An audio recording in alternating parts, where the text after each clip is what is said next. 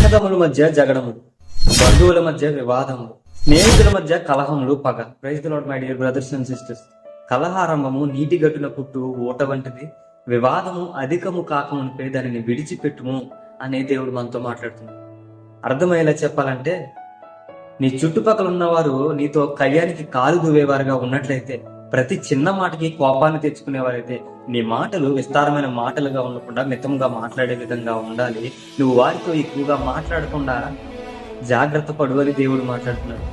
తెలివైన వారైతే నీటి గట్టున పుట్టు ఊటను ఏ విధంగా అధికము కాకముందు, ఆ ఊట ఇంకా పైకి రాకుండా ఏ విధంగా అయితే దానిని ఆపుతారో, అదే విధంగా తెలివైన వారు కూడా, నీతిమంతులైన వారు కూడా తెలివి చేత తప్పించుకొందురు.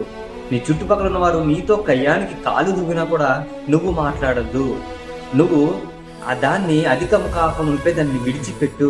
కలహారంభం అనేది, నీకు గొడవ అనేది చిన్నగానే ప్రారంభమవుతుంది, చిన్నగానే మొదలవుతుంది.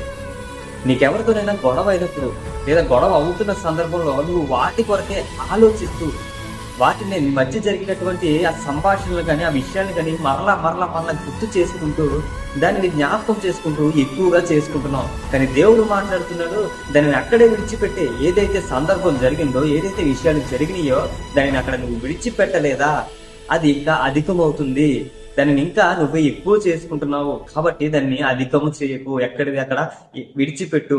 ఏనాటికి ఈడు ఆ నాటికి చాలును అని దేవుడు మాట్లాడుతున్నారు. మీకు ఒక మాట చెప్పిన, యేసుక్రీస్తు వారిని పరిసయ్యులు, సద్దుకయ్యులు, శాస్త్రులు అనేవారు ఏ విధంగా తన మాటలతో చిక్కుముడి వేయాలి అని యేసుక్రీస్తు వారిని ప్రశ్నిస్తూ శోధిస్తూ ఉండేవారు.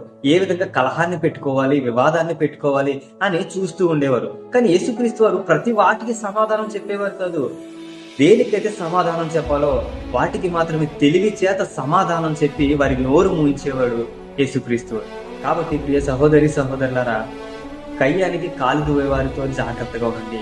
కలహారంభము చిన్నగానే ప్రారంభమవుతుంది కాబట్టి మీరు జాగ్రత్తగా ఉండి వాటిని అధికం కాకుండా, కోపం కూడా పాపంగానే దేవుడు ఇస్తున్నాడు కాబట్టి జాగ్రత్త పడి కోపపడకుండా, పాపం చేయకుండా దేవుని దృష్టిలో నీతిమంతులైన వారిగా ఉండమని మిమ్మల్ని హెచ్చరిస్తున్నాను. దేవుడు అటు తెలివి జ్ఞానంలో మనకు ప్రసాదించి నడిపించుతాడు.